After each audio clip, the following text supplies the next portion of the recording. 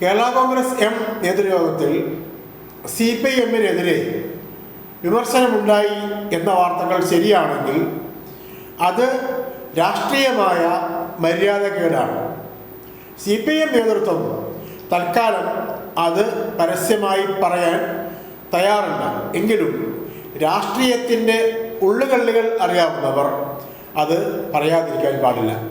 എന്തുകൊണ്ടെന്നാൽ LDF-ലെ മൂന്നാമത്തെ ഘടകകക്ഷി എന്ന് വേണമെങ്കിൽ പറയാവുന്ന കേരള കോൺഗ്രസിൻ്റെ എന്നല്ല ഒരു ഘടകകക്ഷിയുടെയും സ്ഥാനാർത്ഥികൾക്ക് സ്വന്തം പാർട്ടി വോട്ടുകൾ നൽകാതിരിക്കുന്ന രാഷ്ട്രീയ നെറികേട് CPM-ൻ്റെ രീതിയല്ല എന്ന് രാഷ്ട്രീയം അറിയാവുന്ന CPM-ൻ്റെ എതിരാളികൾക്ക് പോലും മനസ്സിലാവും.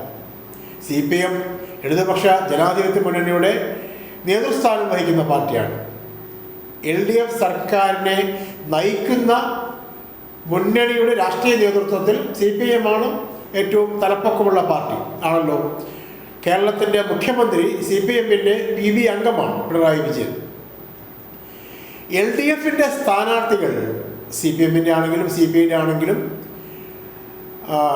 കേരള കോൺഗ്രസ് എമ്മിൻ്റെ ആണെങ്കിലും കോൺഗ്രസ് എസിൻ്റെ ആണെങ്കിലും NCP-യുടെ ആണെങ്കിലും INL-ൻ്റെ ആണെങ്കിലും ഏത് ചെറുതും വലുതുമായ ഘടകകക്ഷിയുടെ ആണെങ്കിലും അവരെ തുല്യമായി കണ്ട് അവർക്ക് ഏത് തെരഞ്ഞെടുപ്പിലും LDF നിർത്തിയ സ്ഥാനാർത്ഥി എന്ന് കണ്ട് വോട്ട് ചെയ്യുക, പിന്തുണയ്ക്കുക, ജയിപ്പിക്കാൻ കഠിനാധ്വാനം ചെയ്യുക എന്നത് CPM-ൻ്റെ രീതിയാണ്. CPM-ൻ്റെ പ്രവർത്തകർ ഊണുമുറക്കവും ഉപേക്ഷിച്ച് ഇറങ്ങി പ്രവർത്തിച്ചിട്ടാണല്ലോ LDF-ലെ ഓരോ ഘടകകക്ഷിയുടെയും സ്ഥാനാർത്ഥികൾ ജയിച്ചു വരുന്നത്. LDF-ലെ ഘടകകക്ഷികളുടെ വലിപ്പച്ചെറുപ്പം എല്ലാവർക്കും അറിയാം. അത് ഒരു ജനാധിപത്യ ക്രമത്തിൽ, ഒരു മുന്നണി സംവിധാനത്തിൽ അത് ചർച്ചയാക്കാറില്ല. CPM അപ്പുറത്ത് കോൺഗ്രസ് ചർച്ചയാക്കാറുണ്ട്. CPM-നെതിരെ വലിയേറ്റ മനോഭാവം എന്നൊക്കെ ക്യാമ്പയിൻ അഴിച്ചുവിടുന്നവരുടെ താല്പര്യം മറ്റു പലതുമാണ് എന്നുള്ളത് എല്ലാവർക്കും കാലത്തിൻ്റെ അനുഭവങ്ങൾ കൊണ്ട് അറിയാവുന്നതുമാണ്. യഥാർത്ഥത്തിൽ കൂടെ നിൽക്കുന്നവരെ കൃത്യമായി തുല്യമായി കണ്ട് അവർക്ക് വോട്ട് ചെയ്ത് LDF-ൻ്റെ ജയം അങ്ങനെ കാണുന്ന ആ രീതിയിൽ പ്രവർത്തിക്കുന്ന പാർട്ടിയാണ് CPM എന്ന് എല്ലാ ഘടകകക്ഷി നേതാക്കളും അംഗീകരിക്കും. പക്ഷേ ഇപ്പോൾ കേരള കോൺഗ്രസ് എം പറയാൻ ശ്രമിക്കുന്നത് തങ്ങളുടെ ചില സ്ഥാനാർത്ഥികൾക്ക് ചില വാർഡുകളിൽ അല്ലെങ്കിൽ ചില ഡിവിഷനുകളിൽ CPM-ൻ്റെ വോട്ടുകൾ കിട്ടിയില്ല എന്നുള്ളതാണ്.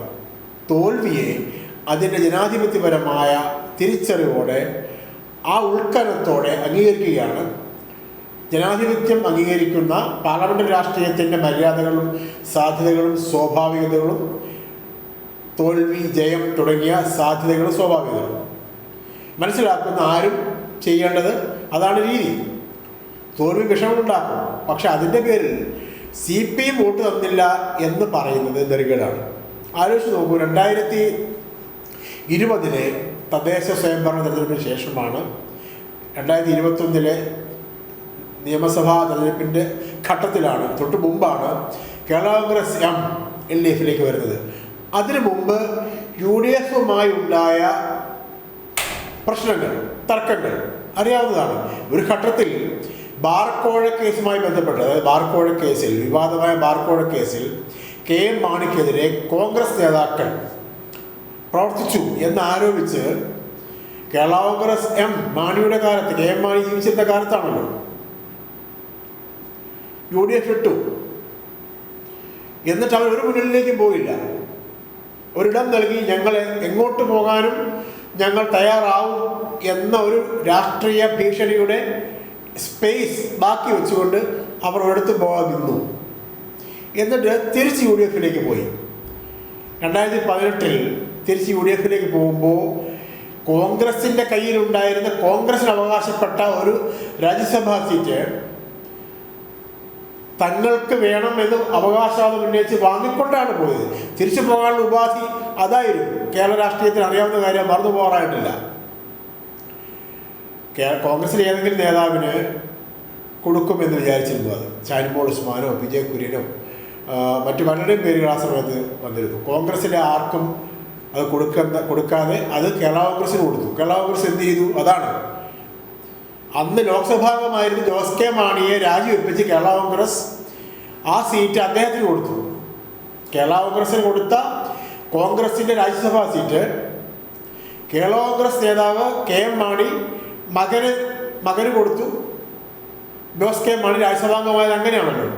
അതായത് 2014 ലോക്സഭാ ഇലക്ഷനിൽ 2ാം തവണ ജയിച്ച ജോസ് കെ മാണി 2019 വരെ ലോക്സഭാംഗമായിരിക്കേണ്ടതാണ്.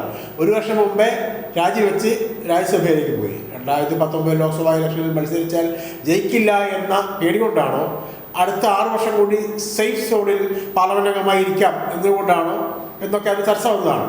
എന്തായാലും അങ്ങനെ പോയി.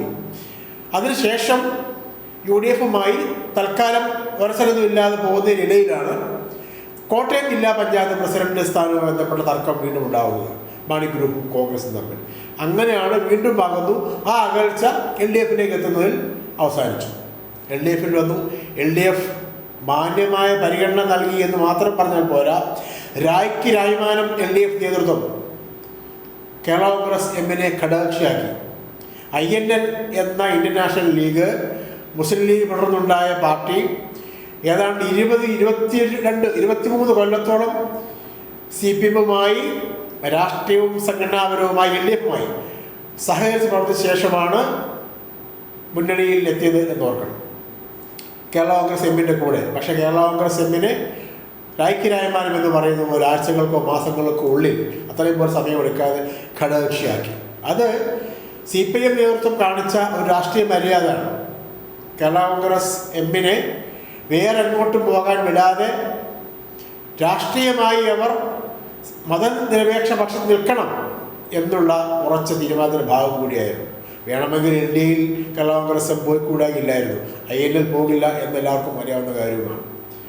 അപ്പോൾ അങ്ങനെയൊക്കെ CPM നേതൃത്വം മര്യാദ കാണിക്കുകയും രാഷ്ട്രീയമായ നെറി മറ്റു പല പഴികളും കേട്ടുകൊണ്ട് തന്നെ കാണിക്കുകയും ചെയ്തിട്ടും ഇന്നിപ്പോൾ ഒരു ഇലക്ഷനിൽ 2, 3, 10 സ്ഥാനാർത്ഥികൾ വാർഡ് തലത്തിൽ തോറ്റുപോയെങ്കിൽ, അല്ലെങ്കിൽ കേരള കോൺഗ്രസ് എമ്മിൻ്റെ റോം ആയ തട്ടകമായ പാലായിൽ അവർക്ക് തിരിച്ചടി നേരിട്ടെങ്കിൽ അതിൻ്റെ ഉത്തരവാദിത്വം CPM-ൻ്റെ തലയിൽ വയ്ക്കുന്നത് ഏറ്റവും കുറഞ്ഞ പക്ഷം രാഷ്ട്രീയമായ മര്യാദകേടാണ്.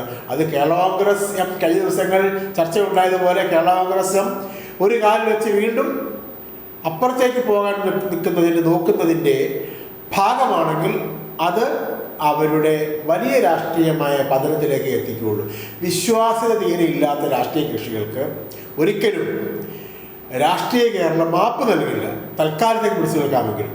അതുകൊണ്ട് തോറ്റാലും ജയിച്ചാലും മതനിരപേക്ഷ ജനാധിപത്യം മുന്നണി എന്ന നിലയ്ക്ക് LDF-ൻ്റെ കൂടെ ഉറച്ചു നിൽക്കുക എന്ന മര്യാദ കേരള കോൺഗ്രസ് കാണിക്കുമെന്നാണ് കഴിഞ്ഞ ദിവസം ജോസ് കെ മാണി പറഞ്ഞത്. പക്ഷേ കേരള കോൺഗ്രസ് എം എവിടെയാണോ അവിടെ ആയിരിക്കും ജയം എന്നൊക്കെയുള്ള പ്രവചനത്തിൽ അർത്ഥമൊന്നുമില്ല.